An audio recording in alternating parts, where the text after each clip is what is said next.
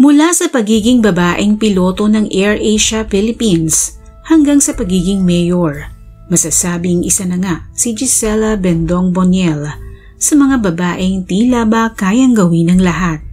Siya ang pinakaunang babaeng piloto ng AirAsia na hinangaan ng husay sa napiling propesyon. Kung titingnan ay tila nasa kanya na nga ang lahat. Maganda, mapera, may magandang karera, na kalaunan ay naging mayor pa ng Bien Unido sa lalawigan ng Bohol. Ngunit sa likod ng mga tagumpay na ito ay nagkukubli ang masalimuot na buhay may asawa na kalaunan ay magiging mitsa pala ng kanyang buhay. Sa paanong ang buhay ng isang tulad niya na hinahangaan ng publiko ay mauuwi lamang pala sa mapait na trahedyang ni minsan ay hindi inakala ng kanyang pamilya at mga kaibigan na sasapitin niya sa kamay pa mismo ng sarili nitong asawa. Ito ang kwento ng kaso ni Gisela Bendong Boniel at ang kanyang pinakamalaking pagkakamali nang pakasalan niya ang lalaking sumira at tumapos ng kanyang buhay.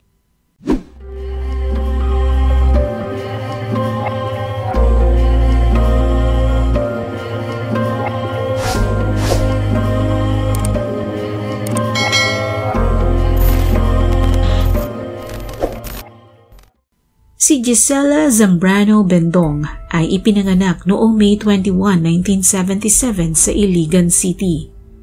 Mula siya sa pamilya ng mga piloto, kaya naman hindi na nakapagtataka kung bakit bata pa lamang ay pangarap na niyang maging isang piloto sa kanyang paglaki. Sa pagsisikap niya sa pag-aaral at sa gabay at suporta ng kanyang mga magulang, natupad niya ang pangarap niyang ito at naging kauna-unahang babaeng piloto ng AirAsia Philippines. Subalit dahil babae ay nakaranas siya ng diskriminasyon sa unang pagsabak niya bilang piloto. Ngunit hindi naglaon ay hinangaan siya ng mga kasamahan dahil sa angking husay at dedikasyon sa kanyang trabaho. Sa isa sa mga biyahe ni Gisela sa Bien Unido, nakilala niya si Nino Ray Feniza Boniel na tubong Bien Unido, Bohol at ipinanganak noong December 19, 1979. Ama niya si Cosme Boniel, dating mayor ng Bien Unido, at ang kanyang ina ay si Marina Feniza Boniel, isang negosyante.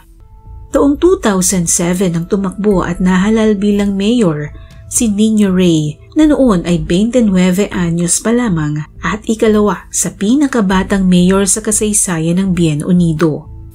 Ang madalas na pagbiyahe ni Nino Ray sakay ng eroplano ng AirAsia ay naging daan upang mas lalo pa silang magkakilala ni Gisela at kalaunan ay naging magkasintahan.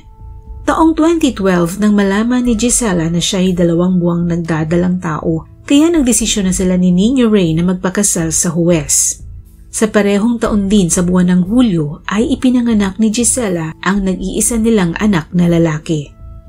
Taong 2016 nang matapos ni Nino Ray ang kanyang ikatlong termino bilang alkalde ng Bien Unido, kaya hinimok niya ang asawang si Gisela upang tumakbong mayor at pumalit sa kanyang pwesto habang si Nino Ray ay tumakbo naman bilang bokal o board member ng ikalawang distrito ng Bohol. Kapwa nanalo sa halalan ang mag-asawa, subalit si Gisela ay inulan ng mga batikos ng mga kalaban sa politika dahil siya ay baguhan at wala pang alam sa pamamahala ng isang bayan. Upang patunayan ng kanyang kakayahan ay napilitan si Gisela na mag-aral ng ilang crash courses upang mapagbuti ang kanyang pagseserbisyo publiko at pamamahala sa bayan ng Bien Unido. Ano pat kung titingnan ay larawan sila ng isang perpektong pamilya. Hinahangaan at nagsisilbing ehemplo sa kanilang bayan. Pero sa likod pala ng mga ngiti ni Gisela ay nagkukubli ang isang masalimuot na pagsasama nilang mag-asawa na ayon mismo kay Gisela ay isang malaking kalokohan. Ayon sa isang artikulo ay nagugat ang problema nila bilang mag-asawa dahil sa labis na paggastos ni Gisela. Ikinagalit di umano ni Nino Ray ang pagbili ni Gisela ng relo na nagkakahalaga ng 2.5 million pesos. Saksi sa buhay pag-ibig ni Gisela ang matalik nitong kaibigan na si Angela Layson. Magkaklase sila ni Gisela noong high school sa Iligan City at naging matalik na magkaibigan. Bagamat nagkahiwalay sila pagtuntong ng kolehiyo, nagkaroon silang muli ng komunikasyon dahil sa social media. Sa Manila nakabase si Angela habang si Gisela ay sa Bohol naman naninirahan. Sa tuwing luluwas si Gisela ng Maynila ay hindi nito nakakalimutang puntahan si Angela. Si Angela ang naging hingahan niya ng sama ng loob, ng mga frustration niya sa buhay at maging ang magulong pagsasama nila ni Nino Ray ay alam ni Angela. Isa sa mga sinasabing dahilan ni Gisela ay ang pananakit ni Nino Ray sa kanya at ang pagiging manipulator nito sa kanyang buhay, kaya't siya'y nagmimistulang robot na sunod-sunuran na lamang kay Nino Ray. Gusto na niyang makipaghiwalay sa asawa at tuldukan ang kanilang pagsasama sa pamamagitan ng annulment. Lingid sa kaalaman ni Gisela na ang pagnanais niyang kumawala sa kanilang kasal ay siya palang magiging daan upang sapitin niya ang maagang kamatayan. Tanghali ng June 6, 2017, magkakasamang dumating sa Tagbilaran, Bohol sina Angela, anak nitong Binatilyo, at Gisela mula sa Cebu, kung saan sinamahan ni Angela si Gisela sa opisina ng City Prosecutor ng Tagbilaran para sa hearing ng kasong cyber libel na isinampa niya. Nang matapos nila ang pakay sa Tagbilaran ay plano na sana nilang bumalik ng Cebu dahil may mga appointment pa sila doon na kailangan nilang puntahan. Subalit bigla na lamang silang pinigilan ng tourism officer na si Wilson Hoylar at ng sekretary nitong si Brian Saison dahil kailangan daw bumalik ni Mayor Gisela sa Bien Unido dahil may mga mahahalagang dokumento siyang dapat permahan.